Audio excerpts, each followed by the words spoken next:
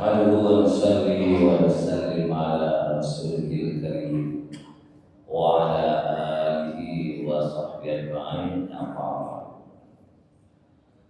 Muslimin wal muslimat, Bapak Ibu dan saudara-saudara sekalian, manusia yang pernah hadir di bumi Allah Ta'ala ini hanya umat Muhammad Sallallahu Alaihi Wasallam yang paling pendek umurnya. Di dalam kitab Sahihul Bukhari, Rasul Sallallahu Alaihi Wasallam bersabda, "Akmaru ummati ma baina sittin ila sab'in wa aqalluhum may yajuzu dzalik." Umur umatku, kata Nabi, kalau dipanjangkan batasannya antara 60 hingga 70 tahun. Lebih dari situ, 68, 72, mungkin saja ada yang 80, sangat sedikit yang bisa mencapai itu. Kalau kita dilebihkan, sudah mendapat bonus dari Allah Subhanahu wa Ta'ala. Apalagi di dalam tafsir Qurtubi, Rasul pernah bertanya kepada sumbernya yang nyambut nyawa, malaikat maut. Ya malakal mauti, kata Nabi, wahai malaikat maut, amal laka rasulun tuqaddimu bainan nas, apakah ada tanda-tanda engkau akan menghampiri manusia? Kata malaikat maut, ada tanda-tanda. Yang pertama adalah al-ailal wal amradu, sakit-sakitan. Orang masuk rumah sakit, inna lillahi. Yang kedua, asyaibu atau al-masyibu, adanya ubat. Ini sudah ubat, kering pun sudah berubat, tanda sinyal. Yang dari depan itu lagi tua, sakit, tandanya istue, tak tahu. Yang ketiga, naksul basari, berkurangnya penglihatan.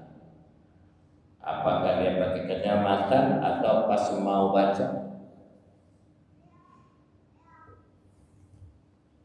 Mencari kacamata. Yang keempat, nafsus sama, berkurangnya. Itu tanda besar. Untuk itulah hadirin, para alim ulama membagi umur kita ini di 3 fase. Dari lahir sampai 20 atau 20 pertama ini adalah remaja. 20 kedua, yakni 40 tahun, ini matang, dewasa. Kalau buah sudah matang, berhenti dimakan terjual. 40 tahun keempat, yakni 20 tahun ketiga, yakni 60.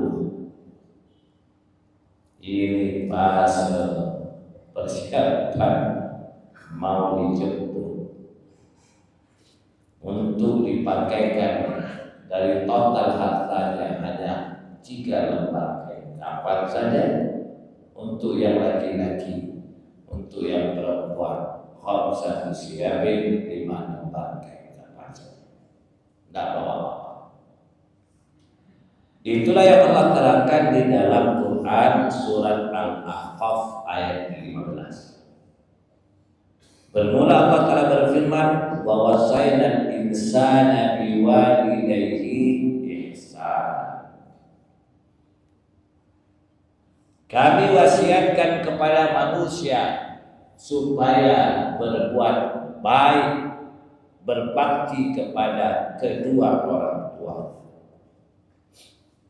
Dengan alasan hamalathu ummuhu kurha, ibunya mengandung dalam keadaan menderita.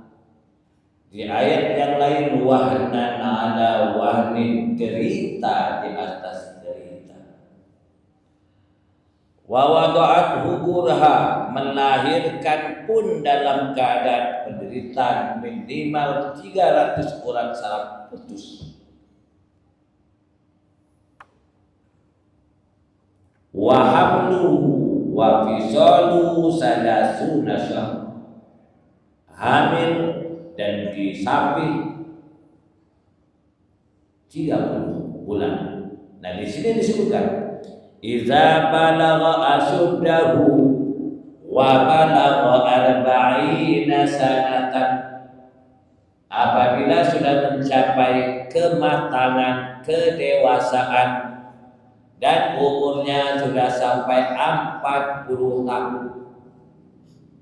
Jadi Allah sendiri menyebutkan umur 40 tahun itu adalah masa matang dan dewasa. Dan pada umur 40 tahun di luar persimpangan, ya, tinggal milih saja. Setelah umur 40 tahun menempuh di persimpangan Sabilur Rahman, jalan Allah yang muara ridhonya adalah surga, atau menempuh jalan yang satunya lagi Sabilus Syaitan, jalan setan yang akan mendatangkan murka Allah yang muaranya adalah neraka. Maka hadirin, kata guru saya, apabila orang itu sudah berumur 40 tahun masih malas-malasan, maka dari segi dunia saja dia susah untuk menikah. Sudah 40 tahun, ada uang dan terpikir beli rumah, masih kontrak saja. Ada uang, jalan-jalan, beli hal-hal yang tak mempan. Sementara keperluan pokok dia, rumah, sampai pensiun dia tidak beli rumah. Secara hukum akal umur 40, kalau dia nikah umur 25, berarti anak sudah bujang umur 15, sudah berubah. Segitunya. Untuklah kalau kita ingin rumah, ingin keperluan yang lainnya, ya, sebelum umur 40, kata guru saya, apalagi segi akhirat. Umur 40 masih lalai, sibuk dengan maksiat, maka khawatir, ya, salah jalan. Untuklah hadirin Allah, Imam Syaukani berkata, para ahli tafsir berkata, Allah Ta'ala tidak mengutus Nabi dan Rasul kecuali telah mencapai umur 40 tahun. Keterangan ada dalam tafsir Fathul Qadir. Pada umumnya umur 40 tahun. Nah, yang agak mengerikan atau yang mengerikan, kata-kata anak paman Nabi Abdullah ibni Abbas radhiyallahu ta'ala umur 40 masih lalai, sibuk dengan maksiat, maka khawatir, ya, salah jalan. Untuk itulah hadirin Allah, Imam Syaukani berkata, para ahli tafsir berkata, Allah Ta'ala tidak mengutus Nabi dan Rasul kecuali telah mencapai umur 40 tahun.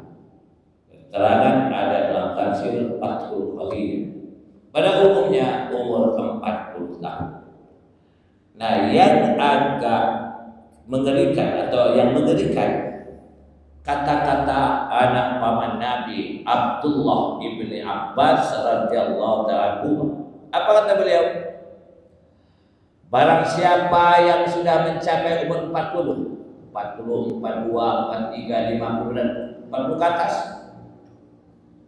sedangkan perbuatan baiknya belum bisa mengalahkan perbuatan maksiatnya, maka hendaknya ia bersiap-siap untuk menuju neraka. Ya.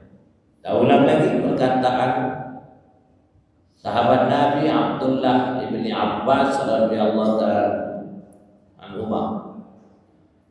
Barang siapa yang sudah mencapai usia 40 tahun, sedangkan perbuatan amal solehnya, perbuatan baiknya belum mengalahkan perbuatan maksiatnya, maka hendaknya bersiap-siap untuk menuju neraka. Bahasanya STMJ, bukan susu telur madu jahe, sholat terus maksiat jodoh. Iya. Maka padahal Allah sudah menggariskan inna sholata tanha 'anil fahsya'i wal munkar. Apabila sudah mencapai hakikat sholat, maka sholat itu akan mencegah pelakunya dari perbuatan maksiat dan munkar. Tapi tidak dari sholat Pak Ustaz, tapi maksiatnya itu kan. Ya. Berarti sholatnya baru gambar, belum ada ruh. Gambar singa, gambar gajah, gambar ular, ini mainan. Ya, patung kuda, ada ruh. Tapi kalau sholat sudah mencapai hakikat, ada ruhnya, singa ada ruhnya. Jangan bukan melihat, mendengar suara saja manusia sudah takut. Untuk itulah, apabila kita sudah mencapai 40 tahun, sudah berada di dua persimpangan, tinggal memilih, dan persimpangan yang terakhir, nah sudah mencapai remaja dari kanak-kanak lahir, ya, lalu 40 tahun matang dewasa, lalu tua persiapan untuk berangkat. Maka 5 yang harus kita kerjakan, terutama di usia 40 tahun ke atas. Yang mengarahkan 5 ini Allah Ta'ala sendiri. Di dalam Quran surat Al-Ahqaf ayat berapa tadi? 15. Yang pertama, qala rabbi auzi'ni an ashkura ni'mataka allati an'amta 'alayya wa 'ala walidayya. Yang harus kita persiapkan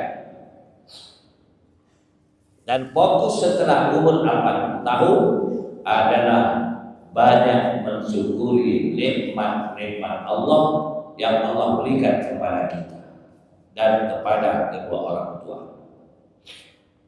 Ya. Nah, cara mensyukuri nikmat Allah itu kata Nabi dengan 4 tingkat.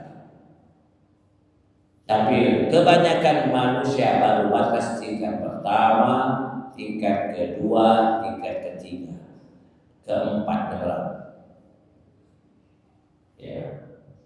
Karena wujud implementasi daripada syukur itu yang keempat itu. Yang pertama cara mensyukuri nikmat Allah itu memuji. Alhamdulillah. Setelah makan kenyang, alhamdulillahilladzi at'amana wa saqana wa ja'alana minal muslimin. Bangun tidur.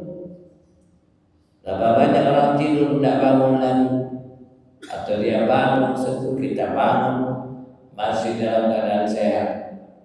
Alhamdulillahilladzi ahyana ba'dama amatana wa ilaihi nusyur. Habis buang air kecil baru bisa lancar, langsung memuji. Ghufranaka alhamdulillahilladzi adhaba 'anni al-'adhaba wa 'afani. Ya puji Allah yang telah menghilangkan penyakit dan membuat saya afiat. Tidak apa semua apa Ustaz. Alhamdulillahirabbil tiga pertama. Tapi tidak cukup memujinya saja. Tingkat kedua adalah sujud syukur. Jika mendapatkan nikmat Allah, tentu sujud syukur. Ada wudu, menghadap kiblat, duduk iftiras, dari awal sujud. Membaca sajadah wajibasi, ada subhana rabbiyal a'la, banyak. Ya, telepon anak, ya alhamdulillah saya terima jadi pegawai negeri. Jangan langsung sujud di pasar. Ya. Ada wudu, duduk, lalu sujud. Subhana rabbiyal a'la yang terbanyak. Boleh 11 ataupun 1, terserah. Bangun salam. Cara syukur yang ketiga, ita'amut ta'am, nasi makan. Lahir cucu, akikah. Pesta nikah walimah, syukurnya memberi makan, jamuan. Yang keempat dan berat, laksanakan semua perintah dan jauhi larangan dalam kehidupan kita. Laksanakan perintah Allah yang setelah banyak memberi nikmat kepada kita. Ya. Syukur atas mata, lihat yang baik. Mulut bicara yang baik, pikiran, telinga, kemaluan dan sebagainya. Nah, yang keempat yang berat. Ya. Yang selanjutnya masih nomor 1, wa ala walidayya. Yang sudah umur 40 tahun cari ridha Allah dengan membuat kedua orang tua atau salah satu termasuk mertua ridho. Jangan sampai sudah umur 40 di persimpangan jalan, pilih jalan kanan atau jalan kiri, masih berani membentak kedua orang tuanya atau salah satu termasuk mertua. Ayatnya jelas, anishkurli walidayka. Taat kepada Allah tidak dikaitkan dengan taat kepada kedua orang tua. Walaupun ibadah kita banyak, sholat malamnya 100 rakaat, dan 5 kali haji, setiap tahun umroh, ketika mak bapak tidak ridho, maka Allah tidak akan memberikan ridhonya. Ridha Allah fi ridhal walidain, salatullah fi salatil walidain. Ridha Allah dalam ridha kedua orang tua, murka Allah karena murka kedua orang tua. Tapi terkadang anak ini kalau masih bujang luar biasa, soleh takwa, tapi setelah menikah berubahlah kasih sayang kepada ayah ibunya, sudah penuh perhatian kepada istrinya. Hati-hati. Ya. Apalagi kita ini anak laki-laki, sampai kapanpun anak laki-laki tetap milik mak bapak. Kalau anak perempuan milik kita selagi gadis, ya setelah dia menikah sudah kita serahkan dan mantu kita semua mengatakan ku terima nikahnya, qabiltu nikahaha, ibadi ku terima nikahnya dunia akhirat di pundakku, kata suami. Untuk itulah hati-hati yang berani mengurangi kasih sayang kepada kedua orang tuanya karena sudah ada pendamping istri. Istri itu mendapatkan kita yang sudah besar, sudah ada duit, sudah ganteng, sementara ibu itu kita besar dari tetes-tetes air susu ibu kita dan dari tetes-tetes ringan air kita ketika keluar rumah mencari apa. Maka hadirin harus dipersiapkan buat mereka senang. Kalau kita yang sudah dipersiapkan dalam apabila perhatian lebih fokus kepada istri ketimbang kepada ibu bapa, apa kata Nabi? Yang Nabi sampaikan setelah pemakaman. Man faddala zawjatahu ala ummihi. Siapa yang lebih perhatian kepada istrinya ketimbang kepada ibu yang melahirkan, fa alaihi la'natullah, si anak akan mendapatkan kutukan laknat Allah. La yuqbalu minhu sarfun wala adlun. Di hadis yang lain, la yaqbalullahu sarfan wala adlan, atau kama qala Allah Ta'ala tidak akan menerima amal ibadahnya baik yang wajib maupun yang sunnah.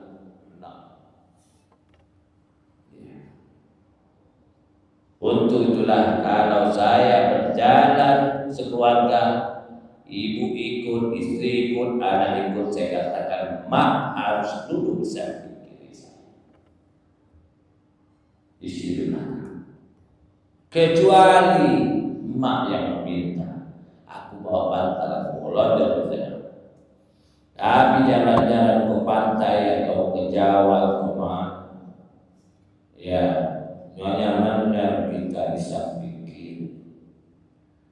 Anak-anak tengah, mak bapak taruh di bagian belakang dengan kerdus-kerdus, termos.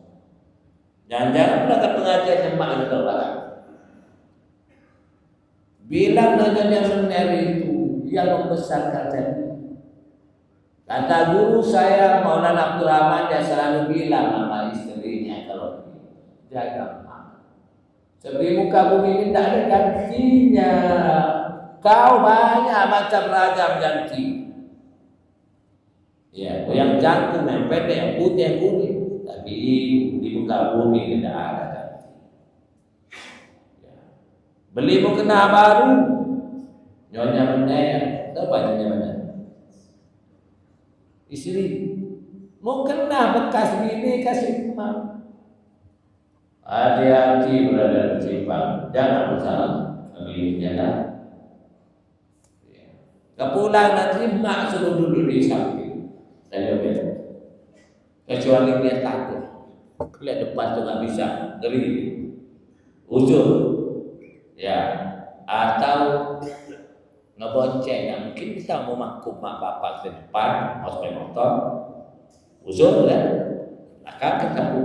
Sebab salah satu bentuk durhaka adalah menghubungi. Di antara 10 kewajiban anak ke orang tua, jangan menghubunginya. Saya sedang duduk, ada suara orang. Oh, ada mama. Ada maaf, palingkan punggung, jangan menghubungi. Kecuali ujung bonceng motor, nggak mungkin kita nggak menghubunginya dari bonceng motor depan, susah. Seandainya saya bilang mama saya di depan setir ada kursi, di situ dulu. Kehadiran Allah ngeri, maka hilang keberkahan umur, rezeki, kesehatan. Kenapa? Perhatian kita lebih kepada istri ketimbang kepada ibu yang melahirkan kita, yang Allah nyatakan wahnan ala wahnin. Di ayat ini hamalat ummuhu kurha, penuh derita ketika ibu melahirkan kamu. Lalu persiapan yang kedua, wa an a'mala salihan tardahu. Setelah umur 40 tahun, jangan lepas dari amal-amal soleh yang akan mendatangkan ridha Allah. Di ayat ini di bawah setelah Allah Taala sendiri. Kalau kita ingin selamat, apa?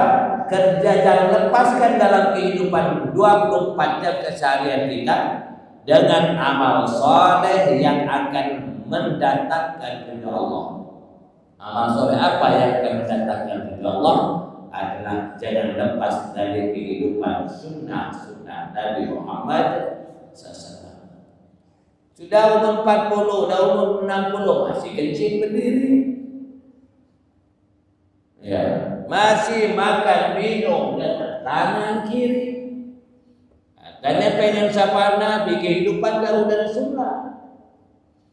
Muka masih bentuk Yahudi Nasrani.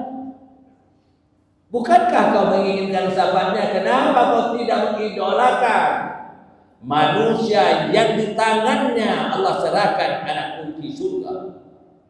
Nabi menyatakan, ana awwalu man yuharriku babal jannati. Akulah manusia pertama kali yang mengetuk gerbang surga. Yeah. Untuk itulah hadirin yang sudah umur 40 ini tak usah bergaya-bergaya lagi. Rambut pipi kau apa? Apalagi sudah 60 atu-atu. Kau pikir tetap nak dikatakan umur 26 kan? Kalau 62 ya. Kau pikir hitam, memang akarnya berputih. Tak usah nyawer-nyawer lagi, beradu bawah. Belum malu dengan Allah, malu dengan anak cucu. Masih ada panggung dengan jas. Ya. Dinikahkan dengan pilihan anak keluarga, lemas ayam, tapi teles, buat hati mak jiwa. Ya.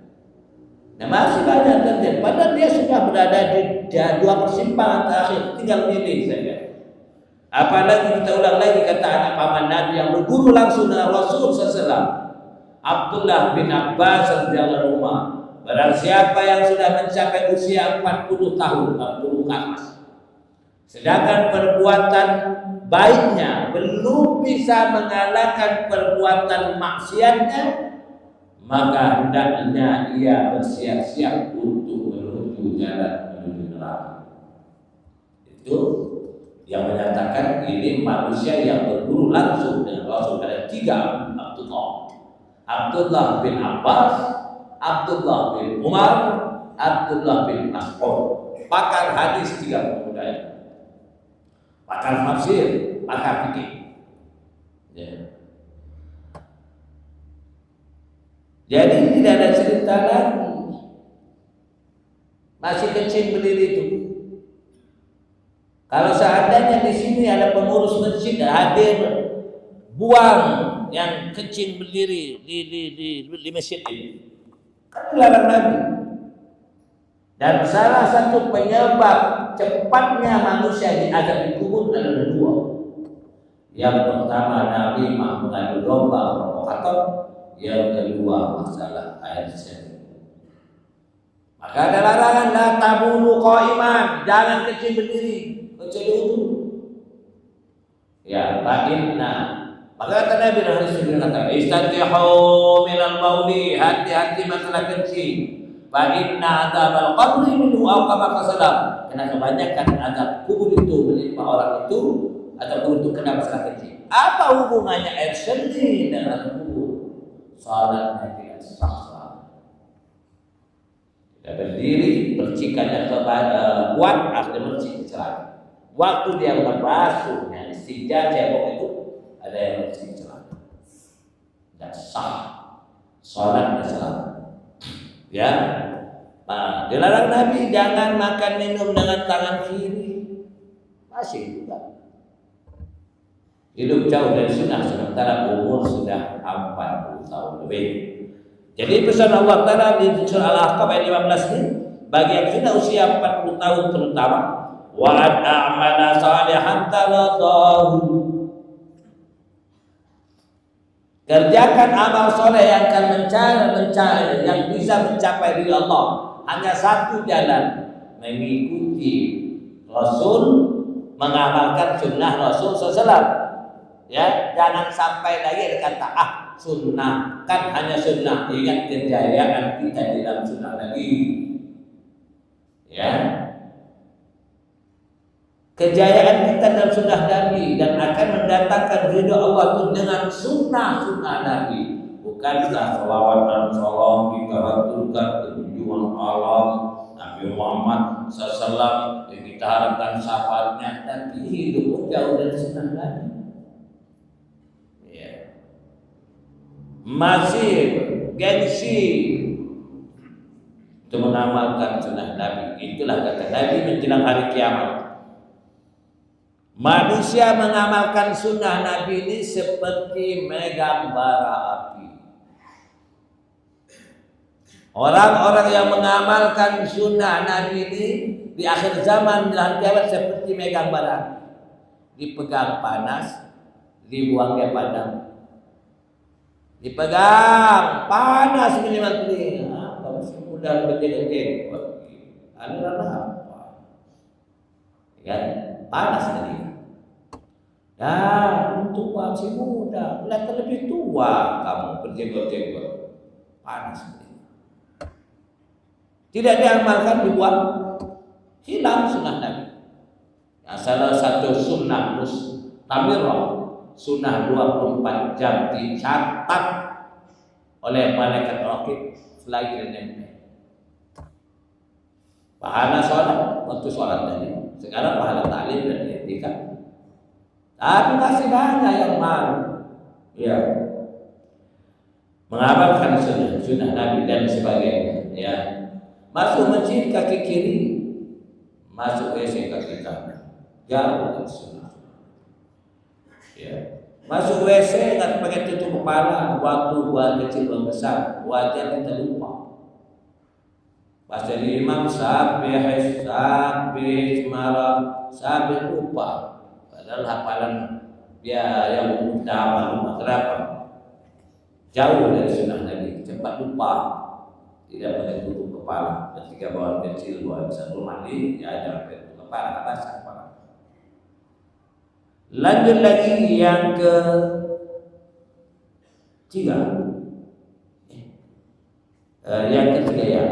Wa aslih li fi dzurriyyati, sudah fokus untuk mendidik anak kita supaya menjadi anak yang saleh dan salehah. Tanamkan iman kepada anak kita. Iman, ibadah, muamalah, muasalah, akhlak.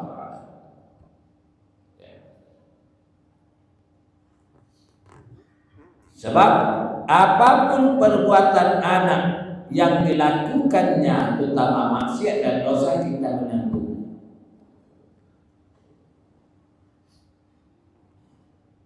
Man taraka waladahu jahilan kullu amalin alaihi, siapa yang meninggalkan anak tidak paham agama, sekolah dunianya tinggi-tinggi tapi tidak paham agama, bahkan dia melakukan maksiat dan dosa, semua maksiat dan dosa akan ditanggung oleh kedua orang tua. Pernahkah bapak menegur anakmu yang dijemput oleh pacarnya untuk jalan-jalan? Kan jelas maksiat kemungkaran di hadapan mata. Om, pergi dulu om ya. Ya nak, hati-hati. Sudah sah kan mereka berdua. Ya. Maksiat dilakukan anak kedua orang tuanya. Untuk itulah kalau sudah sampai jodohnya, kata Nabi ada 5 hal jangan ditunda-tunda. Pertama, tamu kalau ada minimal air putih cukup. Yang kedua adalah hutang. Apabila sudah temponya bayar cepat. Yang ketiga jenazah sudah siap berangkatkan tepat di makam. Yang keempat adalah sholat apabila tiba waktunya. Yang kelima adalah pemuda-pemudi yang ketemu jodoh cepat nikah. Pernahkah berkerus kening kita melihat kemungkaran? Pacarnya datang untuk menjemput anak gadisnya. Pemuda datang untuk menjemput anak gadisnya malam mingguan. Bapak rajin ke masjid, tapi kemungkaran di depannya. Dia cakap, panggil pemuda, tak usah jalan, panggil ayah lama. Nggak ada duit, sederhana kata Allah. Sudah banyak dosa, jangan kau tambah lagi. Pacaran sudah tak biasa, bonceng sana, bonceng sini, jalan sana, jalan sini, akhirnya masuk angin. Setelah 2 bulan masuk angin, terpaksa dinikahkan. Mak bapaknya sudah bertanggung beban dan dosa. Bukan kita tangkih. Mantara kawaladau jahilan. Siapa yang meninggalkan anak tak paham agama bahwa berduaan berboncengan bukan mahram, ini kemungkaran yang besar. Kullu amalin amilahu alaihi atau kullu amalin alaihi, semua dosa yang dilakukan anak dibebankan pula kepada kedua orang tuanya dan tidak orang tua tidak memegang amanah. Maka dikatakan wa aslih li fi dzurriyyati. Lanjut lagi yang keempat, inni tubtu ilaika, maka yang sudah 40 sudah bertobat bersama Allah Ta'ala.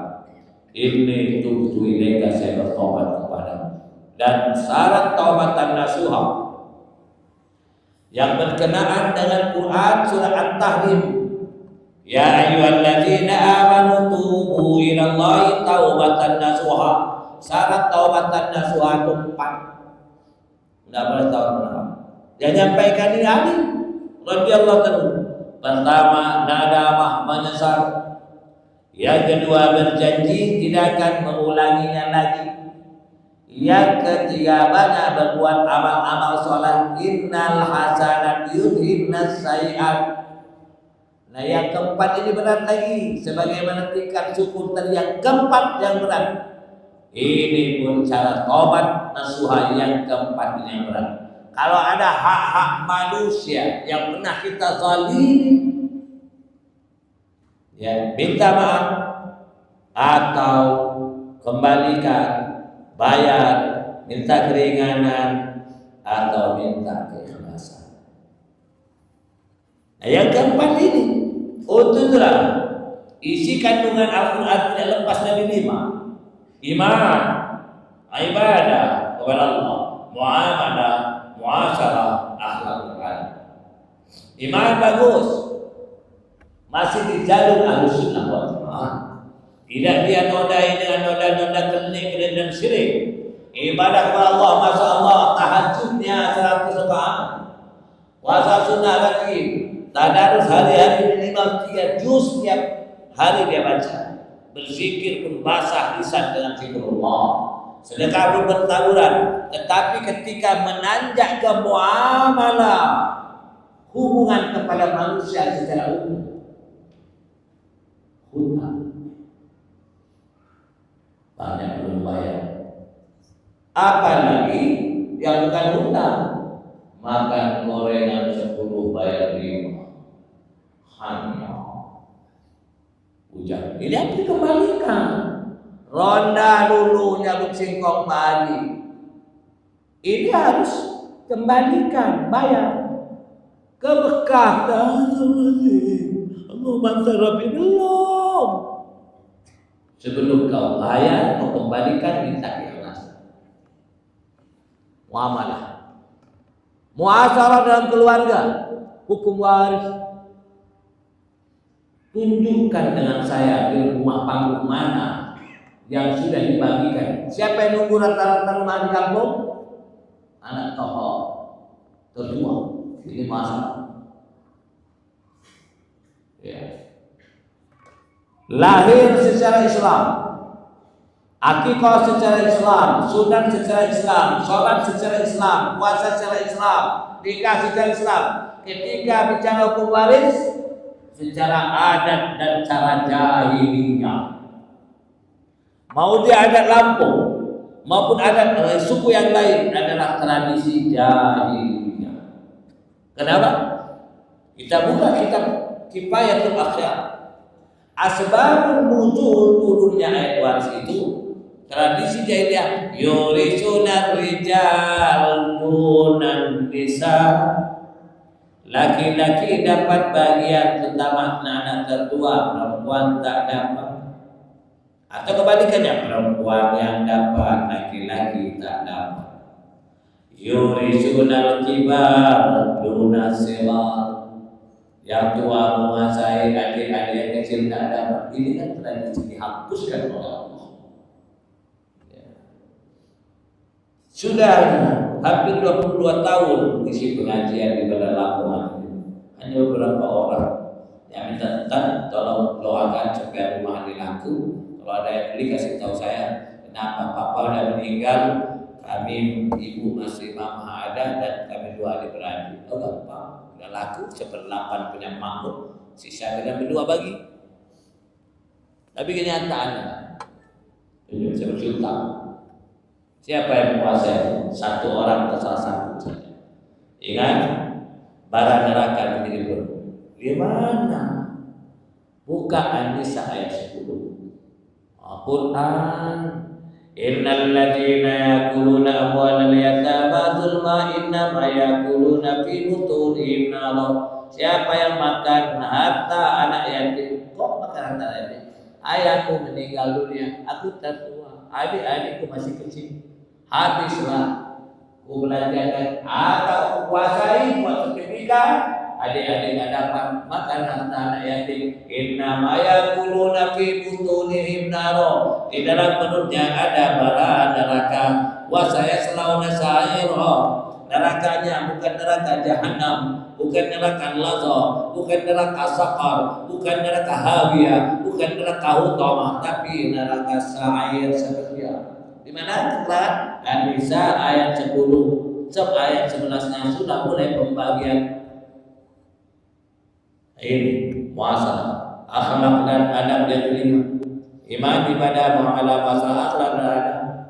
Enggak beradab dan orang tua dipunggungi, dibentak. Ya. Ya hadirin yang berbaik, cepatlah bertaubat dan syarat taubat ini yang kapan yang berani. Kalau ada hak manusia. Kalau dia non materi minta maaf. Misalnya nempeleng minta maaf. Tapi yang sudah kuku tempeleng belum tahu sudah mati, doakan dia, sedekah untuknya. Kalau dia materi kembalikan, sudah meninggal kasihkan anak cucu. Saya punya hutang dengan papa 100.000 dia dibukti, sudah hilang jejak maka sedekahkan uang hutang itu untuknya. Karena dia sudah meninggal, anak cucu alim atau juga baru selesai maaf. Itu. Maka pesannya Nabi di dalam hadis Bukhari, ya siapa yang punya malah hutang dan kawannya menzaliminya, falyatahallalhu qabla an la yakuna dinarun wala dirham. Cepat selesaikan di dunia sebelum tiba masanya kau tidak bawa dinar dan dirham. Innal hasanat wa sayyi'at, yang kau bawa dengan mati nanti pahala dan dosa. Nah ketika punya muamalah saja tidak diselesaikan, nanti bayarnya dengan pahala. Habis pahala, tidak bisa kembali lagi, dosa dan dipindahkan lantar pahala dan dosa. Lanjut lagi yang terakhir. Ya. Besar Allah dalam wa inni tubtu ilaika, terakhirnya wa inni minal muslimin, dan mulailah berserah diri taat dan patuh. Itulah yang selalu kita ucapkan, sami'na wa ata'na. Apa yang kami dengar berupa firman Allah dan sabda Rasul, wa ta'ala, kami taati, tidak lagi akal saja, enggak sesuai dengan cara Islam. Apapun titah dari Allah dan Rasul, di dalamnya tidak ada kesalahan, ragu pun tidak, la raiba fihi. 5 ini persiapan sudah umur 40 tahun, kalau tidak bertakar atau salah mencari jalan. Apa tadi? Yang pertama, mohon kepada Allah supaya dibimbing untuk mensyukur nikmat Allah yang sudah banyak Allah berikan kepada kita, dan perbaiki hubungan dengan kedua orang tua. Yang kedua adalah didiklah anak-anak kita menjadi anak yang saleh dan salehah. Yang ketiga, amalkan amal-amal saleh yang akan mendatangkan ridho Allah, yang jangan lepaskan amalan sunnah dalam kehidupan 24 jam. Yang keempatnya mulai kita berdoa untuk atau mendidik jadi amal Allah anak soleh. Yang keempatnya bertobat kepada Allah segera dengan taubatan nasuha. Utama syarat keempat, hak manusia kembalikan. Ya, jangan haji umroh bukan umroh bayar utang. Haji umroh dari hasil harta warisan yang terkuasai sendiri. Ya, yang kelima adalah berserah diri kepada Allah. Sifat kita selalu sami'na wa ata'na, kami dengar kami taat. Apa itu masuk akal sesuai dengan nafsu atau tidak? Kalau itu kita Allah dan Rasulnya, maka wujud orang beriman sebagaimana kata sahabat, sami'na kami taati, kami dengar kami siap untuk melaksanakannya. Hadirin sudah masuk waktu suruh. Sebelum lagi sebelum waktu suruh kita buka pertanyaan. Yang mau bertanya silakan. Ya, dari iseng-iseng, kalau bukan iseng maksudnya ada ruang waktu kosong, coba buka apa tadi Quran surat Al-Ahqaf yang nama tadi 15. Disitulah tertunjuk bagi kita yang sudah umur 40 tahun, sudah dari persimpangan jalan terakhir. Ya, kalau masih 40 jauh dari sunnah, sudah 40, 50, 62 masih juga anak tidak dipikirkan, tidak dididik, jauh dari amal sunnah, tidak bertobat dalam sebenarnya bertangkap salah jalan, susah mencapai kepada Allah Taala. Silakan.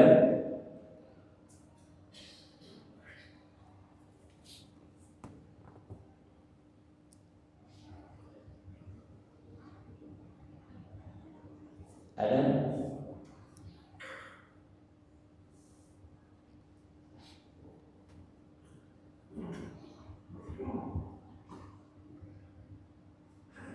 Tapi yang sudah umur 50-60 itu kalau 5 ini belum ada kan masih bisa diperbaiki. Sekarang telat itu kalau ruh sudah ketenggorokan, hatta ruh hatta yataghallab, pintu tawar sudah tertutup, atau matahari sudah terbit dari barat. Jadi itu pintu tawar sudah tertutup. Itulah makna mengaji ini, kita akan memperbaiki iman kita, ibadah kita. Ini banyak fokus, muamalah, muasalah, akhlak, adab, jiwa, alhamdulillah semuanya diabaikan. Kita rabaya, ya ini kan muamalah, ditunda-tunda, diparaleli harta warisan, muamalah dengan tetangga. Pohon menjulang tinggi keluar tanahnya. Hari-hari ini suami mangga terbahan makan manis-manis mangganya, dia nyapu muamalah sama perumahan stok pangkas. Ya, meningkatkan rumah isi dulu, depan, belakang, kiri kanan, dan muat lagi memilihkan kurang kamar anak-anak sudah besar di sini kan. Sampai kadang-kadang kita meningkatkan rumah sudah 2 tingkat, membuat dia selamanya tak sempurna. Kenapa? Tadinya angin sepoi-sepoi terhalang dari matahari yang 11 liburan kering, libur lagi terhalang dengan bangunan kita. Belum lagi jatuhnya, ya bangun tanah dindingnya dipreskan, akhirnya tanahnya pas kita, tapi imbal antar dari tanah orang lain. Ibadah terbaik muamalah bukan memperhatikan, apalagi muasalah dalam keluarga. Ya, mana macam keluarga, waris. Ya, tambah lagi kalau lebaran bukan membersihkan dosa, menangkap dosa. Salam melakukan orang cepat lagi. Jalan biasa, sesama sepupu aja tak berharap. Baik menyentuh bara neraka daripada menyentuh bara neraka. Lebih baik menyentuh bara api daripada menyentuh wanita yang bukan mahram. Tapi jangan biasa. Oh, nampak soleh keliling dari rumah ke rumah, dengan bini orang. Ya. Kalau sudah terapi selesai selalu, kita bertambah di depan laki, yang perempuan di dalam. 30 masuk dan beda. Ya.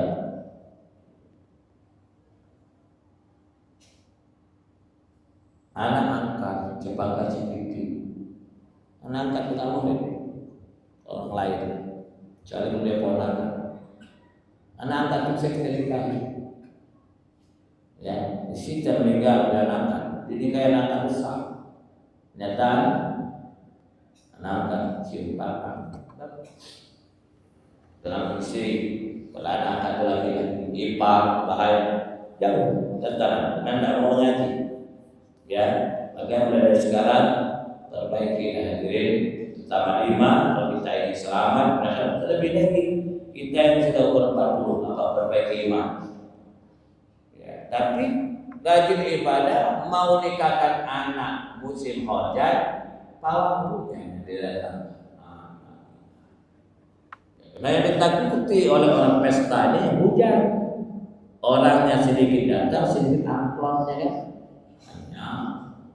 Ya, bawang hujan kan goyang itu ya, apa ini tentang berkenaan dengan adik-beradik, harta warisan, utang, pinjam. Ya, kalau seandainya punya muamalah pernah mencuri uang orang lain, kita nggak tahu orang itu di mana, tetap harus dibayar. Tradisi apa? Bagaimana? Sekira-kira uang yang dicopet itu berapa? Sedekah dari Allah itu sedekah orang yang dicopet. Lebih baik bayar sekarang daripada bayar nanti malam. Ya. Kalau dia punya ahli waris, kita sampaikan ke ahli waris. Kalau tidak pun selesai. Kan iman, ibadah, muamalah, masalah. Iman ibadah banyak berarti dari ketika muamalah ini. Maka kalau bagus sini ada urusan yang ada fikih. Mintakan fikih muamalah masalah. Khusus yang membahas tentang juga ada pinjam, utang, ya, utang sama pinjam itu beda. Kalau pinjam itu misalnya pinjam HP, ya, pinjam motor dipakai manfaat, tapi sama juga. Lihat banyak juga yang ada energi, gadai mobil kok dipakai, gadai motor kok dipakai kan haram hukumnya juga, haram saja. Coba nanti bapak-bapak dari lain mintakan secara fikih khusus belajar tentang muamalah masalah. Berapa banyak kepepet penduduk gadaikan mobil kan sebulan? Kenapa mobil dipakai? Untuk kafir biar manfaat dan bau riba. Setiap bintang-bintang yang mengambil manfaatnya adalah riba hadisnya soal. Ya, fokus yang dua ini. Ya, ada yang riba pinjam kerjasama dagang boneka, notanya ditulis barang yang sudah dibeli, barang yang sudah dibeli tidak boleh ditukar atau dikembalikan. Ini kan nota yang kita pakai tinta merah, tanda suruhnya 3 lagi. Barang yang sudah dibeli tidak boleh ditukar atau dikembalikan. Ini kan dagang cara Yahudi. Kemudian itu sudah menyatakan apabila pembeli menyesal, dia mengembalikan barang yang dia beli, lalu si penjual mengembalikan uangnya. Allah sudah bangun istana untuk si pedagang ini di situ. Dia sudah bangun mahli istana di surga karena si penjual ini menerima barang yang dikembalikan uang. Itu kalau masih disegel ya, jadi kembalikan botol kosong. Ya, hebat Islam. Pedagang saja yang benar itu Nabi bisa mendapatkan surga. Seperti itu. Kan fokus dan pikirkan masing-masing Ustaz yang pakar-pakar apa ya? Ustaz yang pakar-pakar. Pakar-pakar Habib Al-Ghazali itu pakar fikih. Minta bab muamalah. Tadi ada tanya.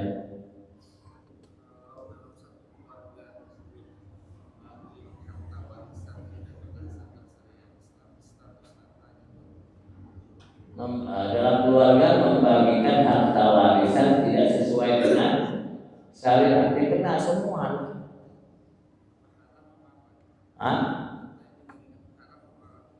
Ya haram. Ya ada orang tua wasiat. Kalau bapak sudah wasiat cabut. Kalau bapak mati nanti maka harta warisan bagi rata. Ini tidak laku wasiat. Ada wasiat tertinggi Allah. An-Nisa ayat 11. Yusikumullahu fi auladikum lidzakari mislu hadzal unsayain. Allah wasiat kepada kalian bahwa anak laki-laki dapat 2 bagian, anak perempuan dapat 1 bagian. Seperti itu. Ya, jadi kalau bapak meninggal tidak ini bagi rata. Wasiat itu ada wasiat tertinggi wasiat Allah. An-Nisa ayat 11. Kalau mau bagi rata gampang, hibahkan. Harta hibah itu adalah pemiliknya masih hidup. Kalau pemiliknya sudah mati, meninggal, tak ada harta waris. Hibahkan dengan 2 pintu ruko. Nah itu dapat ruko dia, tapi tanah setengah hektar yang nilai tanah itu sama dengan ruko. Itu ya. Jadi benar Pak.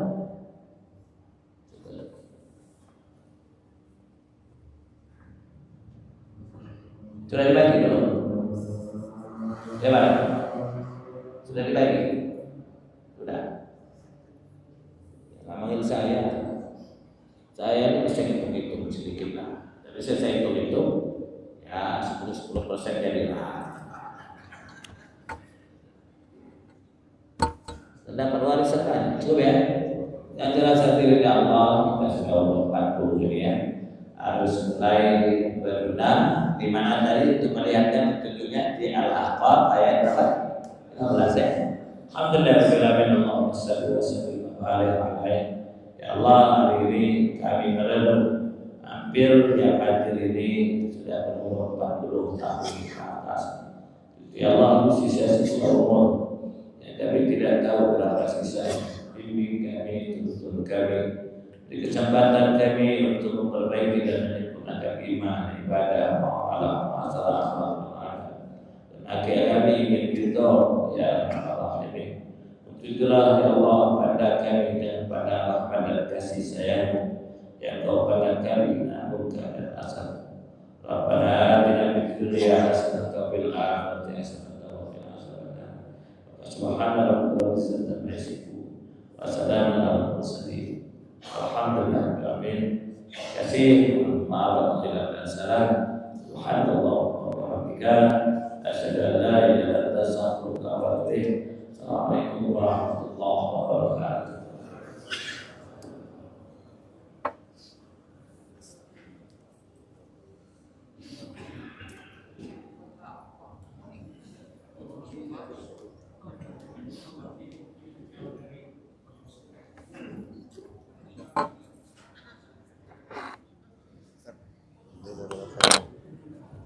Ya. Kalau masalah waris itu Ustaz. Assalamualaikum warahmatullahi wabarakatuh.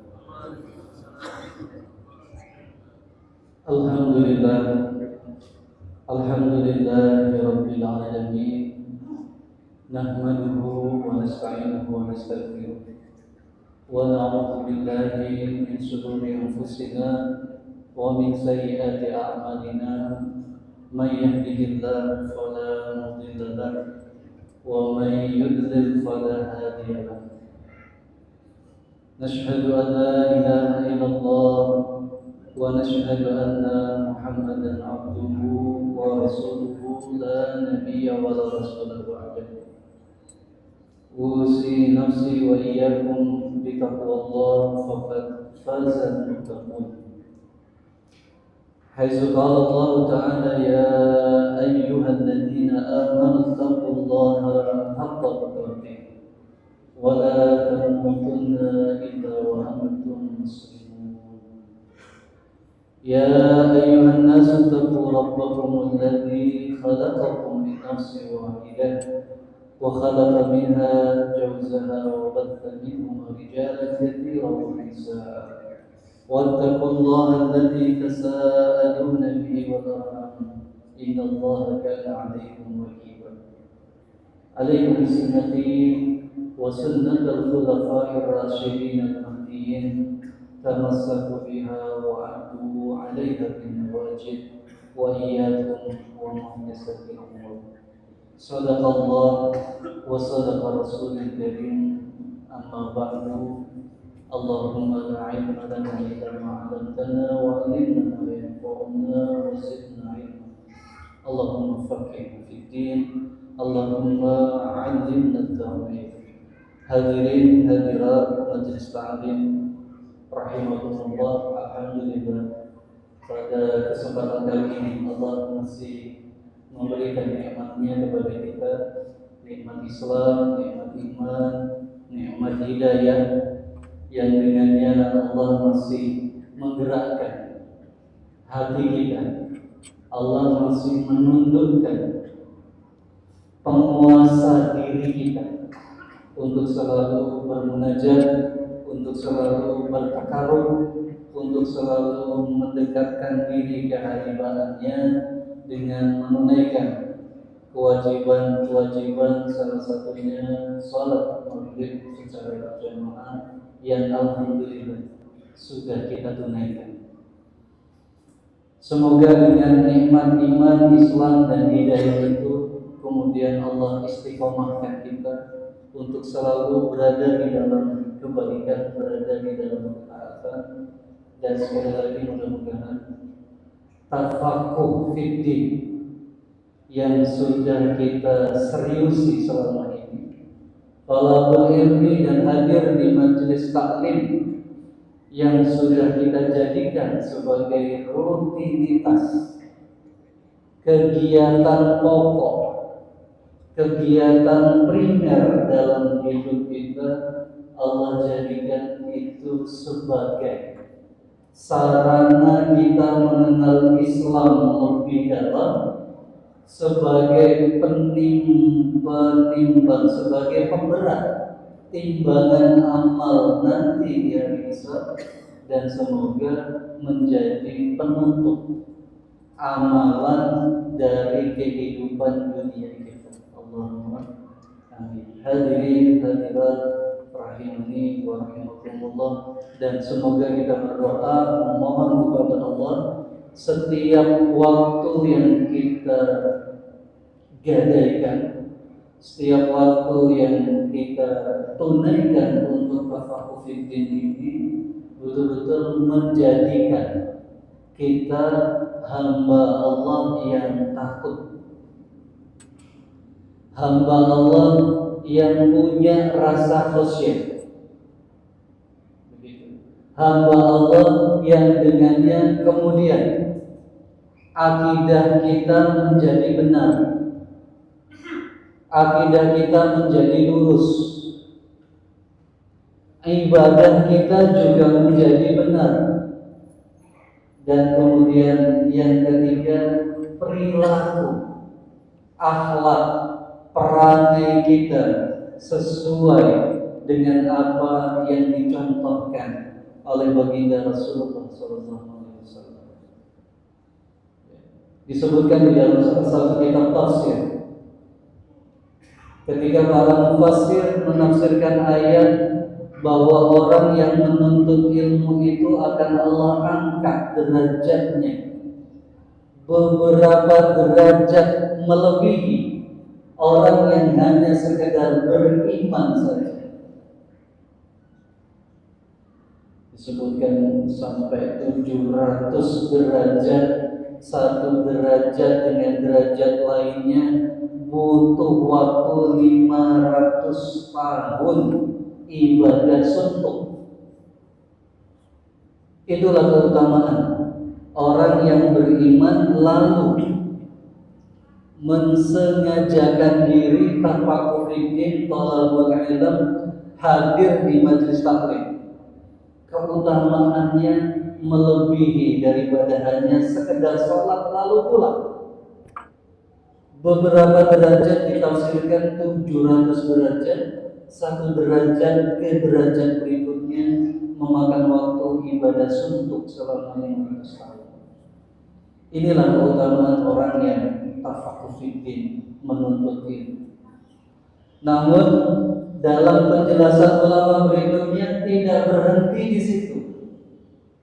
Menuntut ilmu, penuntut ilmu yang bagaimana yang diinginkan oleh Allah.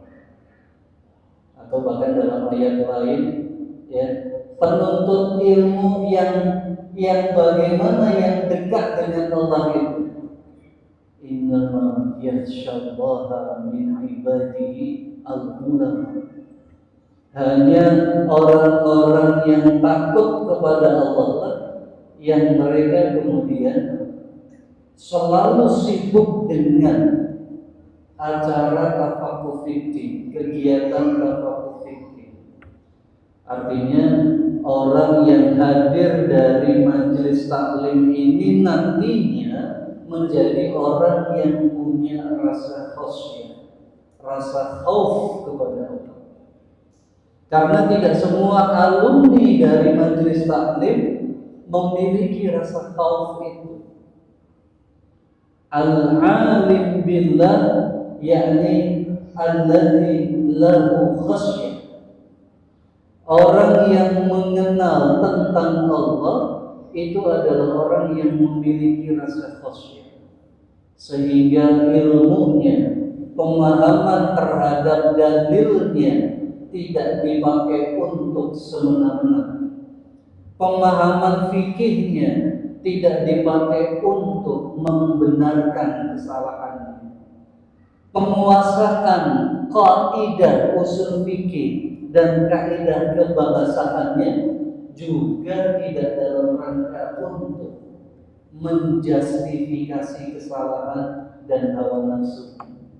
Betul-betul pengetahuannya melahirkan rasa khasyah. Ini yang kemudian ahli tafsir betul-betul memberi pesan kepada kita agar supaya tafaqquh fiddin kita ini menjadikan kita alim billah, bukan sekedar alim bihududillah.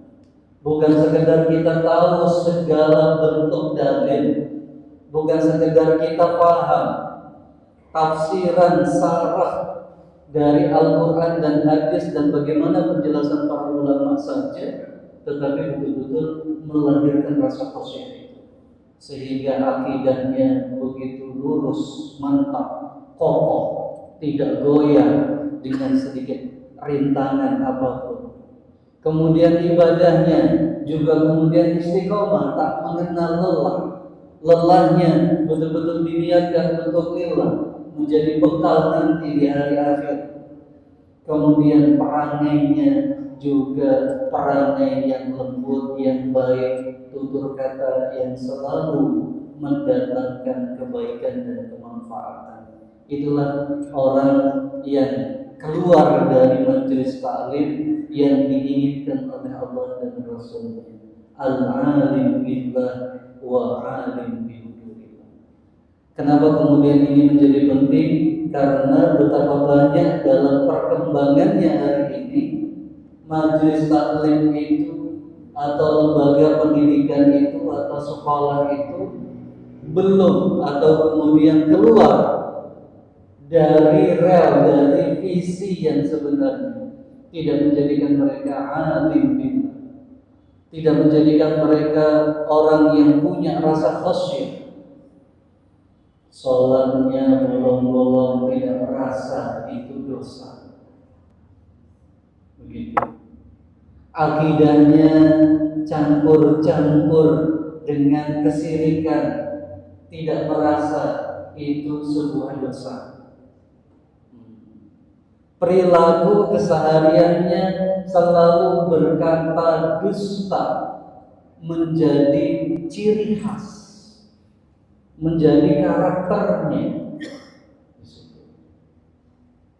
Akhirnya ketika seseorang tadi sudah sampai ke level tertinggi dalam pencapaian akademiknya, orang tadi mengalami diabolik intelektual di situ. Antara apa yang dipahami dengan keyakinannya itu bertolak belakang. Antara jurusan prodi yang diambilnya bertentangan dengan perilakunya. Itulah gambaran singkat ketika orang yang menuntut ilmu, yang belajar tidak sampai kepada tujuan mendapatkan khasyah.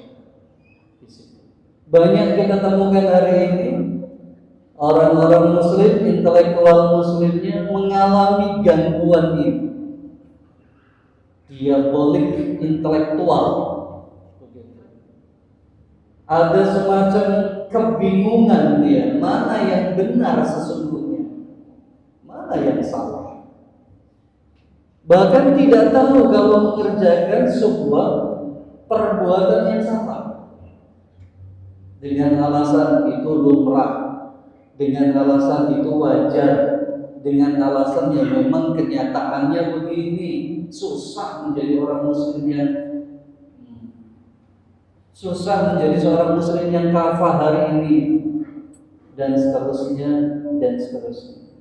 Maka dari itu hadirin hadirat muslimasi wa iyaya, mari kita niatkan sekali lagi tafaqquh fiddin kita dalam rangka untuk melahirkan khasyah di dalam diri kita, yang dengannya kita menjadi hamba Allah yang sesuai dari Allah dan Rasul inginkan. Bapak Ibu hadirin jemaah Majelis Ta'lim rahimahumullah, pada kesempatan kali ini kita masih membahas serial Bani Israel.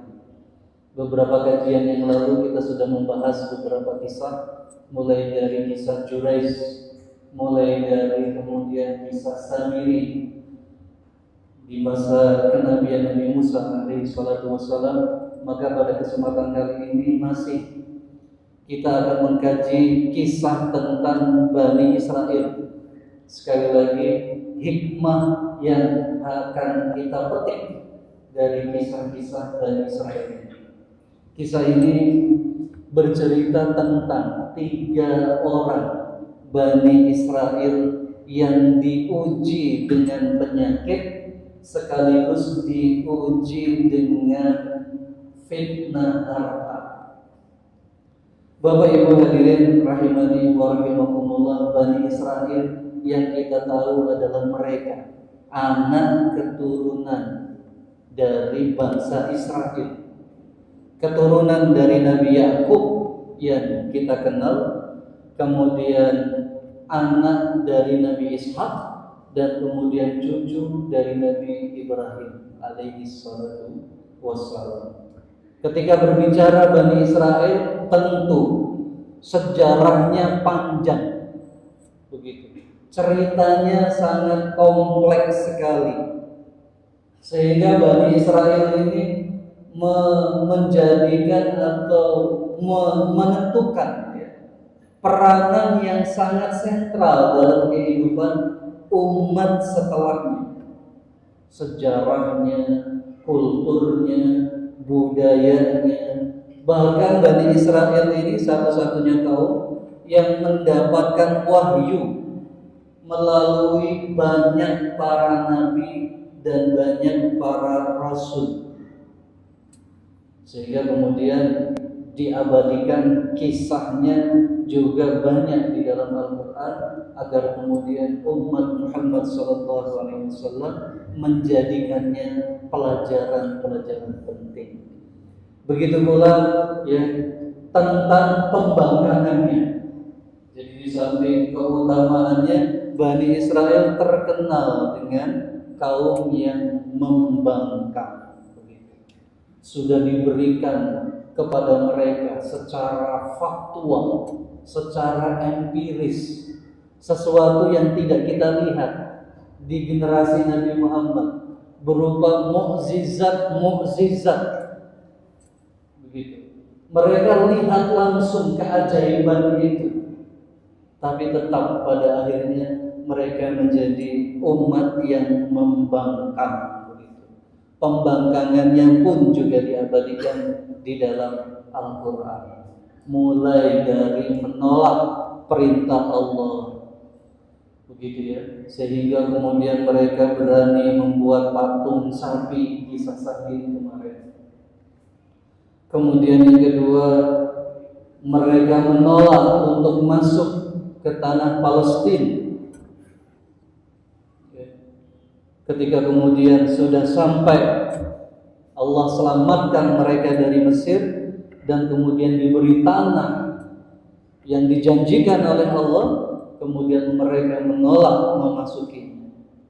Kemudian kisah yang lain, dari poin menolak perintah Allah, mereka melanggar aturan hari Sabtu, di mana Allah Subhanahu wa taala untuk menjadikan mereka diam tidak beraktivitas, kemudian mereka melanggar aturan-aturan itu. Kemudian selain melanggar aturan Allah, pembangkangan Bani Israel itu juga selalu mengingkari janji-janji yang sudah Allah buat bersama mereka. Sudah begitu, mereka pun masih menganiaya para nabi dan para rasul yang diutus oleh Allah. Ini subhanallah, ada kaum yang sebegitu ya uniknya, sebegitu ya durjananya begitu ya. Di samping ada juga orang-orang soleh di antara mereka. Sampai nabi pun dibunuh sama mereka. Ini kisah tentang Bani Israel itu. Sudah begitu karakternya sombong. Ini semua adalah ringkasan-ringkasan yang bisa kita temukan kisah Bani Israel di dalam Al-Quran.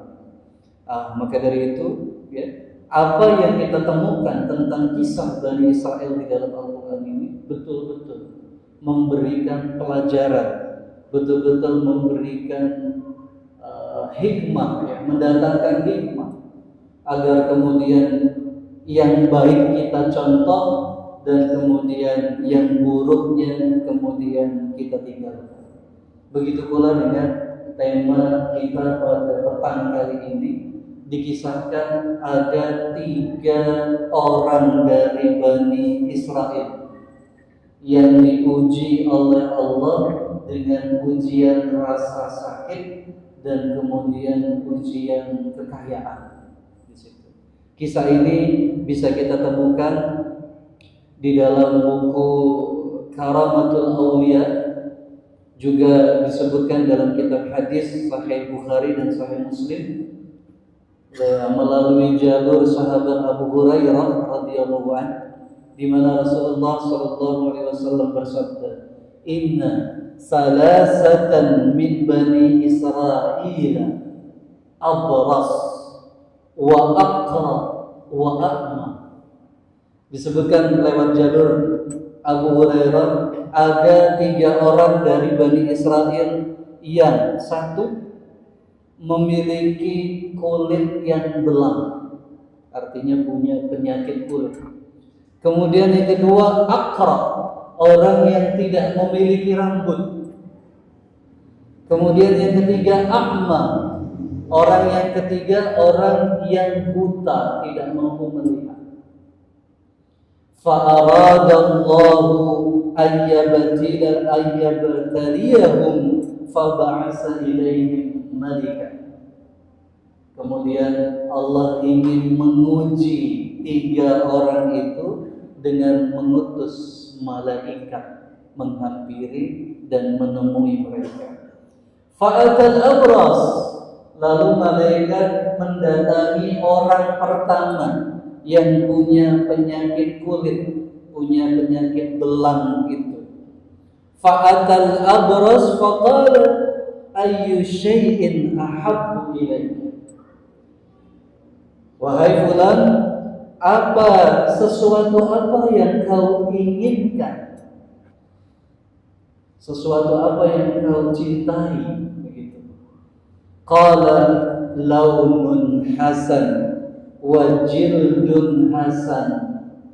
Saya ingin memiliki warna kulit yang bagus dan kulit yang bersih, yang sehat. Wa yazhabu anni alladhi qad qadarani an-nas bi. Saya ingin penyakit yang melekat dalam tubuhku yang dengannya menjijikkan manusia itu hilang dan sembuh.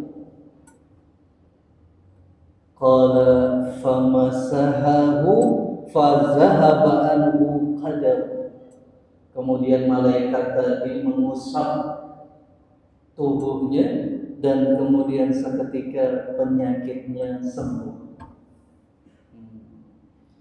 Fa'u'tiya launan hasanan wa jildan hasanan. Maka seketika itu pula penyakitnya hilang, kulitnya sehat dan warnanya bagus. Warnanya bukan sekedar glowing, pakai skincare yang mahal, lebih daripada itu. Qala, malaikat berkata lagi kepada orang yang pertama ini, fa'ayyul mal ahabbu ilaika. Kamu sudah sehat, kamu sudah glowing, kulitmu sudah bagus. Harta dan kekayaan apa yang kau inginkan sekarang? Bukan musab-musab teko ini Pak ya, bukan. Ini dialog antara malaikat dengan orang dari Bani Israel. Bukan yang ada di iklan-iklan itu. Ditendang tekonya kemudian keluar makhluk wani biro ujung-ujung. Bukan itu.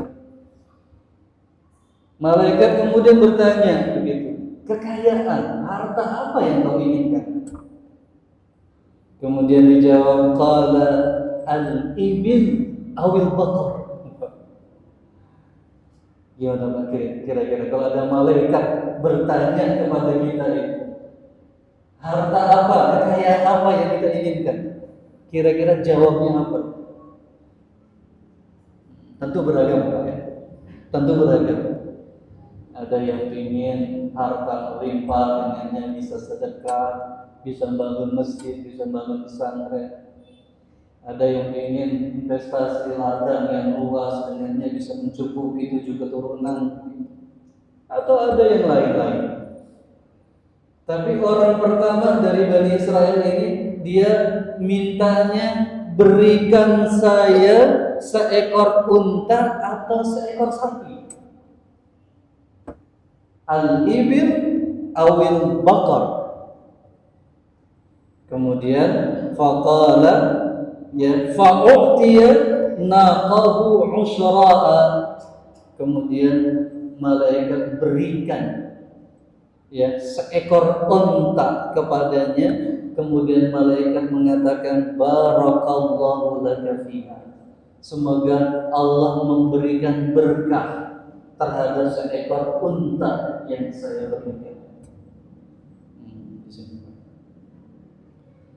Qala fa'atal aqra. Kemudian malaikat itu berkunjung ke orang yang kedua yang punya penyakit tidak tumbuh rambut di kepalanya. Qala ayyu syai'in ahabbu ilaika. Pertanyaannya sama. Apa yang kau inginkan sekarang?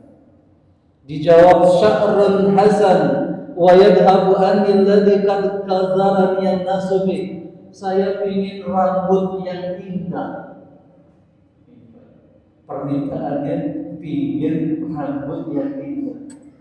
Kenapa? Karena dengan tidak tumbuh rambut di kepala ini, orang jijik terhadap saya. Orang enggan bercengkrama dengan saya. Saya ingin tumbuh rambut yang indah di kepala saya. Kemudian malaikat famasahahu fadhahaba anhu qadruhu wa u'tiya sa'ran hasan. Ya, kemudian dia lurus kepalanya, kemudian seketika itu juga tumbuh rambut yang sangat indah dan menawan. Tidak butuh salep, tidak butuh sampo, tidak butuh apa lagi, Pak. Langsung tumbuh rambut di kepalanya. Kemudian malaikat bertanya lagi, ayyul mal ahabbu ilaik. Sekarang kalau kamu ingin kekayaan apa yang kau inginkan? Dijawab, qala al-baqaru awil ibil. Saya minta seekor sapi atau seekor unta. Maka kemudian malaikat fa'u'tiya baqaratan hamilatan. Kemudian malaikat memberikannya seekor sapi yang sedang bunting. Kemudian malaikat mendoakan barakallahu laka fiha. Semoga Allah memberkati dari harta seekor sapi yang bunting ini untuk.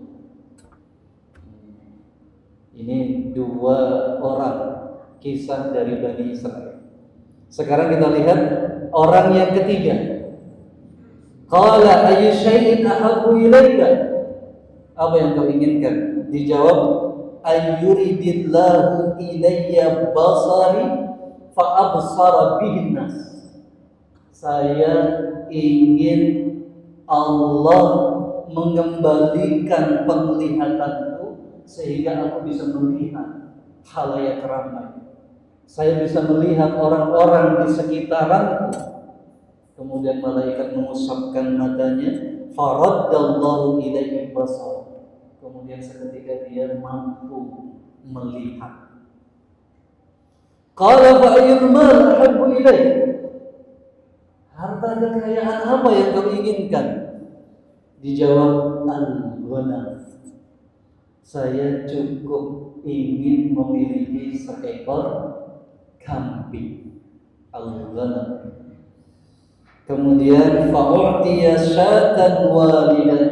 Malaikat memberikan kepadanya seekor kambing yang bunting. Sekali lagi malaikat itu juga mendoakan barakallahu laka fiha.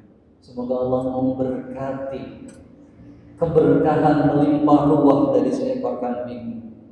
Hadirin hadirat rahimani wa rahimakumullah. Ini permulaan kisah. Bagaimana inti daripada kisah itu? Kita lanjutkan riwayatnya. Fa untija hadani wa walada hada. Fa kana li hada wadin min al-ibil wa li hada wadin min al-baqar wa li hada wadin min al-ghanam. Dan ternyata subhanallah, dari unta itu seekor menjadi satu lembah isinya unta. Artinya beranak pinak. Dari seekor sapi juga ternyata menjadi satu lembah peternakan sapi. Dari seekor kambing juga begitu, menjadi satu lembah peternakan kambing. Nah, disinilah kemudian kisah itu bermula. Nabi SAW menyampaikan setelahnya, summa innahu ata al-abrasa fi suratihi wa hayatihi. Ketika tiga orang dari Bani Israel ini sudah mendapatkan kekayaan apa yang diinginkannya, malaikat kemudian datang mendatangi mereka bertiga satu persatu lagi dengan wujud yang sama. Sebagaimana kondisi awal tiga orang Bani Israel itu. Malaikat mendatangi orang yang pertama yang punya penyakit kulit. Nah, malaikat persis menjadi sosok seorang yang memiliki penyakit kulit.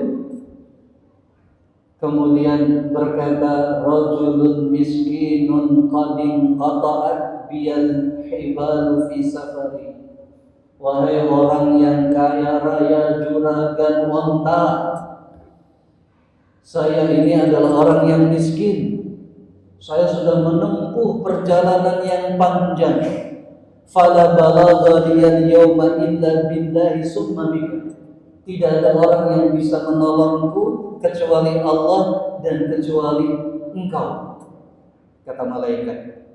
Kemudian malaikat berkata lagi, as'aluka billadhi a'taka al-lawn al-hasan wal jild al-hasan wal mal. Saya meminta kepadamu atas apa yang kau sudah dapatkan dari kulit yang sehat, kulit yang glowing, dan kekayaan yang kau miliki. Saya minta ba'iran, berikan seekor unta muda yang dengannya saya bisa melanjutkan perjalanan. Nah, ini kisah. Inti dari kisahnya kita baru mulai. Faqala, seorang yang sudah kaya tadi, yang tadinya nggak punya apa-apa, yang tadinya punya penyakit kulit, dia bilang al-huquq katsira, enak aja. Kalau kita terjemahkan bebas, emang dikira nyari uang gampang? Ini perjuangan saya yang luar biasa. Al-huquq katsira, beban saya, perjuangan saya berat untuk bisa sampai kepada titik ini. Ini terjemahan bebasnya, kalimatnya cukup al-huquq katsira. Seorang tadi mengatakan bahwa perjuangan dan beban saya ini banyak. Faqala lahu ka'anni a'rifuka. Begitu ya. Kemudian malaikat mengatakan kepada orang tadi, ya, seolah-olah saya mengenal kamu. Alam takun abras yaddurukan nas. Hai orang kaya, bukankah kamu itu dulu orang yang berpenyakit kulit, yang dengannya kemudian manusia menjauhimu, yang kemudian kamu juga tidak memiliki kekayaan? Kemudian dijawab, enak aja. Lah, enggak. Innama warastu hadzal mal kabiran an kabirin.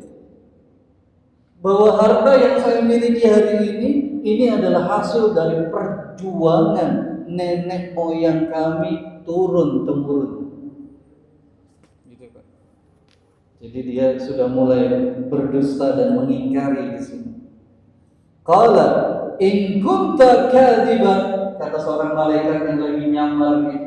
Wahai orang yang kaya jadi-jadian, yang gak tahu kekayaannya sampai kapan, yang nanti kalau meninggal juga tidak akan bawa kekayaan itu. In kunta kadziban, kalau kamu dusta, kalau kamu bohong, fasabbarakallahu ila ma kunta. Saya doakan engkau akan kembali kepada keadaanmu dulu. Ini mereka. Saya doakan kamu akan kembali kepada masa-masa pahit itu, masa-masa sulit itu. Kemudian dilanjutkan kisah yang kedua, malaikat mendatangi orang yang tak berambut, kepalanya tidak bertumbuh rambut, dengan mengatakan perkataan yang sama seperti orang yang pertama. Kemudian waradda alaihi misla ma radda alaihi hada. Orang yang kedua itu juga menolak permintaan malaikat sebagaimana yang pertama. Kemudian malaikat menutup juga sama, jika kau dusta maka semoga Allah akan mengembalikanmu ke keadaan yang semula. Kemudian masuk kisah yang ketiga, malaikat mendatangi orang yang buta. Kemudian dikisahkan wa atal a'ma fi surati, malaikat persis sebagaimana keadaan buta orang yang ketiga ini. Rajulun miskin wa ibnu sabil qad inqata'at biyal ibada fi safari. Saya ini sudah perjalanan jauh, saya orang miskin, saya tidak punya bekal. Yang bisa menolong saya hanya Allah dan kamu. Gitu. Saya minta. As'aluka billadhi radda 'alaika basaraka syatan, berikanlah seekor kambing kepadaku agar kemudian saya bisa melanjutkan perjalanan. Jawaban yang ketiga ini, dijawab sama orang yang ketiga, faqala qad kuntu a'ma, saya dulu juga buta sebagaimana engkau. Faraddallahu ilayya basari, kemudian Allah bukakan mata saya, kemudian jadilah saya menjadi orang yang normal dan bisa melihat. Fakhadh ma syi'ta wa dzat ma syi'ta. Orang yang ketiga bilang kepada malaikat itu, ambil apa yang kau inginkan dari lembah kambing ini. Ambil berapa yang kau inginkan. Subhanallah. Fa wallahi la ajhaduka al-yawma bi shay'in akhadtahu lillah. Saya tidak akan menghalangimu untuk mengambil kambing-kambing yang sebenarnya ini adalah titipan dari Allah. Ini ya.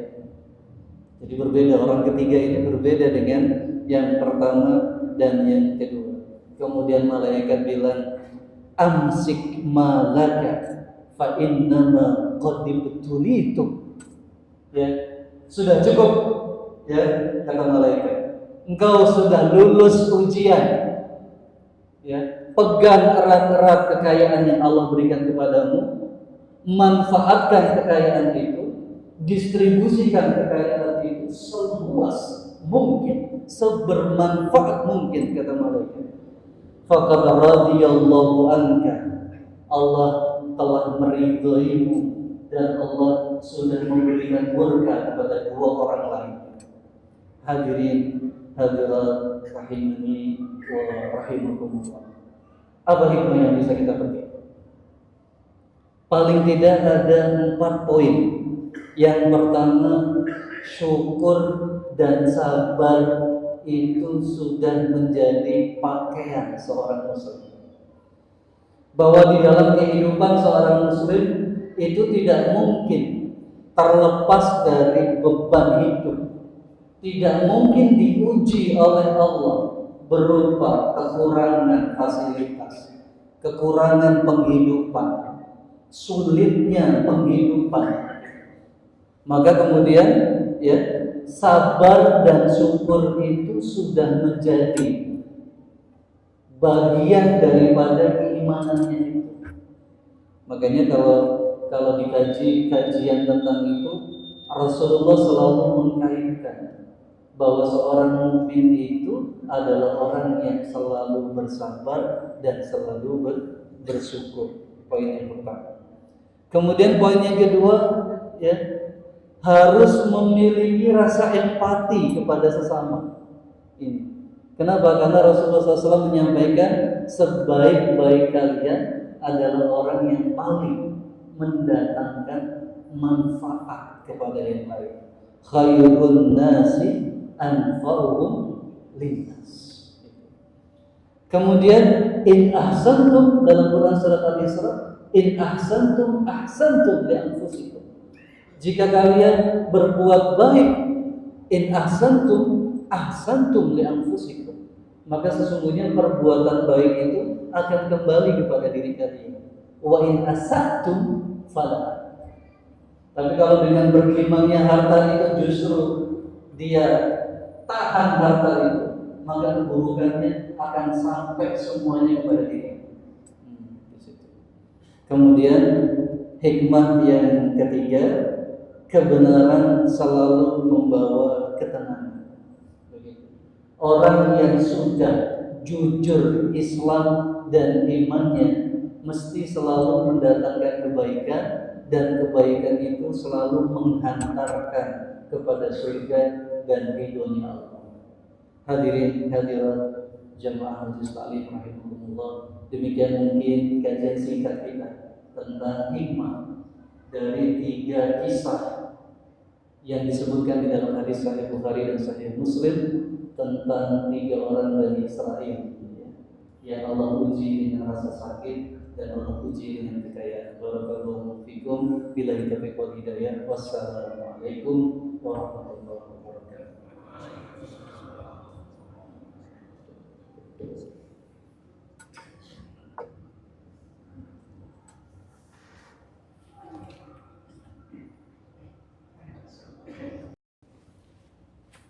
Baik jamaah sekalian rahimakumullah, untuk mengisi waktu luang kita di pagi hari ini, mari sama-sama kita menuntut ilmu, mempelajari hadis-hadis Rasulullah Shallallahu Alaihi Wasallam tentang hukum-hukum syariat, khususnya yang berkaitan dengan waktu-waktu sholat.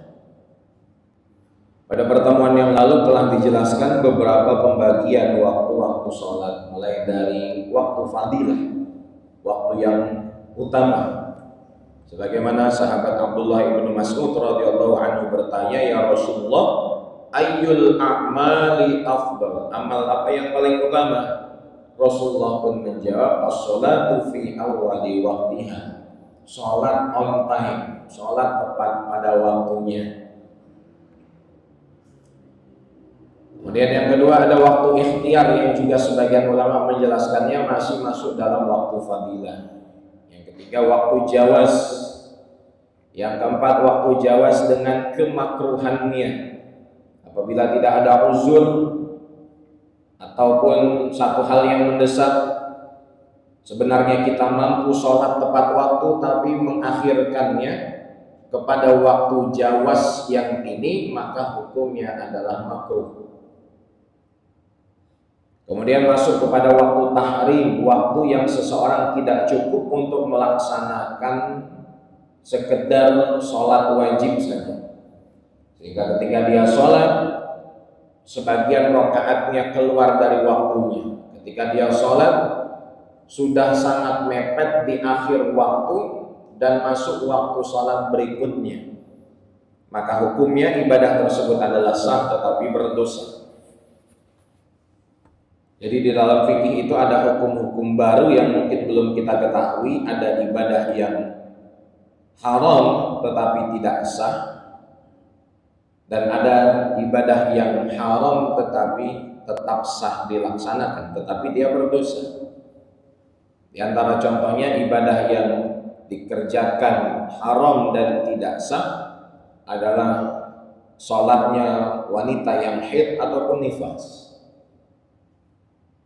Dalam keadaan hadas besar dia masih memaksakan diri untuk ibadah, maka hukumnya berdosa dan sholatnya tidak sah.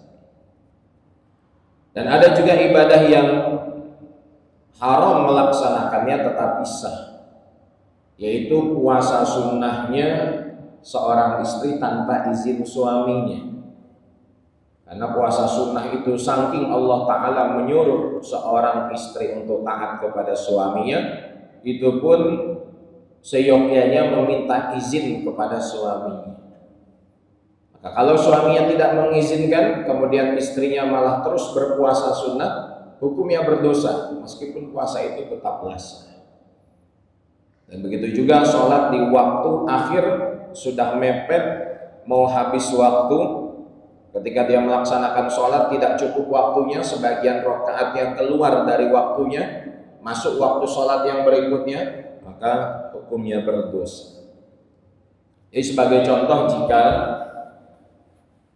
sholat zuhur di kita jam 12, dari jam 12 berakhir jam 3 sore, maka dari sini dibagi mulai dari waktu fadilahnya, yaitu sekadar kita mempersiapkan diri, wudu, pakai pakaian untuk sholat, menjawab azan, melaksanakan sholat sunnah rawatib, kemudian sholat wajibnya. Jadi kira-kira setengah jaman. Ini waktu yang sunnah muakkadah, yang sangat ditekankan untuk sholat, yaitu pada awal waktu. Kemudian juga mulai dari jam setengah satunya hingga jam setengah duanya, ini masuk waktu ikhtiyar. Dari jam setengah dua hingga jam setengah tiganya, ini masuk waktu jawaz. Kemudian dari jam 2.45 sampai jam 3 tersisa hanya 15 menit yang sekiranya kalau seseorang itu berwudu, mempersiapkan dirinya untuk sholat, kemudian melaksanakan zuhur 4 rakaat, 15 menit ini hampir tidak cukup, dan ini masuk ke waktu tahrim, waktu yang haram hukumnya, namun tetap sah sholatnya, tetap wajib dikerjakan. Hanya saja dia berdosa kenapa mengakhirkan sholat hingga mepet detik-detik waktunya habis. Walaupun sholat itu adalah wajibun muwassa, kewajiban yang waktunya luas, ketika masuk waktu sholat tidak langsung wajib bagi setiap orang untuk melaksanakan sholat. Tetapi bagaimana kita menjaga waktu yang dicintai oleh Allah dan Rasul-Nya, yaitu di awal waktu. Allah Subhanahu wa taala berfirman, "Wa aqimis sholata liduluki syamsi ila ghasaqil laili wa qur'anal fajr. Inna qur'anal fajri kana mashhuda." Dirikanlah sholat dari sesudah matahari tergelincir sampai gelap malam. Dan sesungguhnya sholat subuh itu disaksikan oleh Allah Subhanahu wa taala dan para malaikat. Nah, dalam surah Al-Isra 78 ini ada 3 poin singkat yang dijelaskan kepada kita. Yang pertama, dulu kusyams. Waktu dulu itu adalah waktu untuk melaksanakan sholat zuhur, karena di waktu itu matahari sudah tergelincir. Ada Pak matahari tergelincir ya? Maksudnya kepleset matahari itu. Mataharinya sudah berpindah dari tengah-tengah langit lebih condong ke barat. Dan di waktu itu adalah waktunya sholat zuhur, dan juga di waktu tersebut adalah masih masuk juga kepada waktu sholat asar, zuhur asar. Dan nanti di dalam dalil yang menerangkan sholat asar, Allah Ta'ala lebih terangkan secara spesifik, hafizu ala sholawati was sholatil wusta. Ini yang menerangkan tentang sholat asar. Kemudian ghasaqil lail adalah waktu pelaksanaan sholat maghrib dan isya. Wa qur'anal fajr adalah waktu untuk melaksanakan sholat subuh. Makanya di sholat subuh itu ada kesunahan untuk memanjangkan bacaan sholatnya.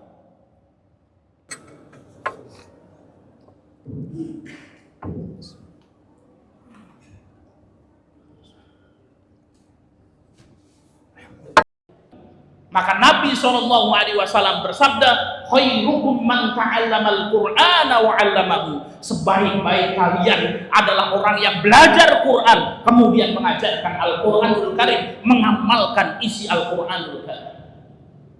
Masih punya keimanan di dalam hatinya, Bapak Ibu.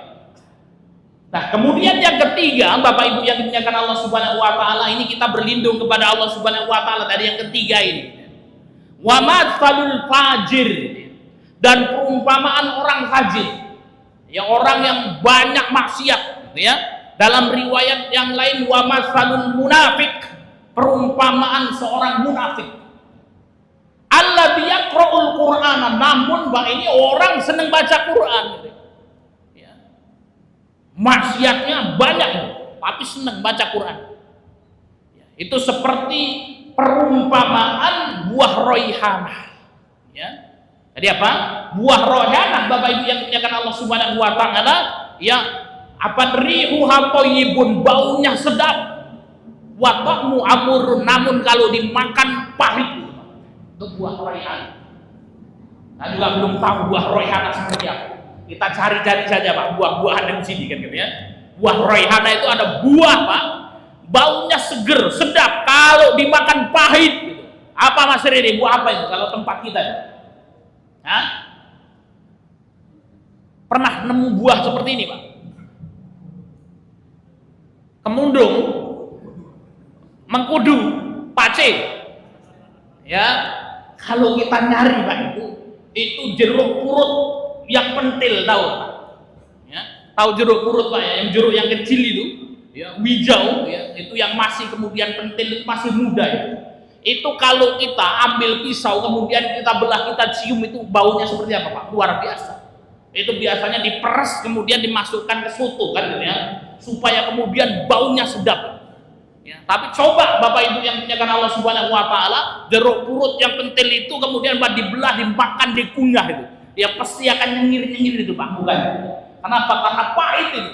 Nah, ini perumpamaan orang fajir, perumpamaan orang munafik, namun senang Pak dia membaca Al-Quran, maka kemudian Pak, perumpamaannya seperti apa? Buah roihanah, seperti buah jeruk purut yang pentil itu.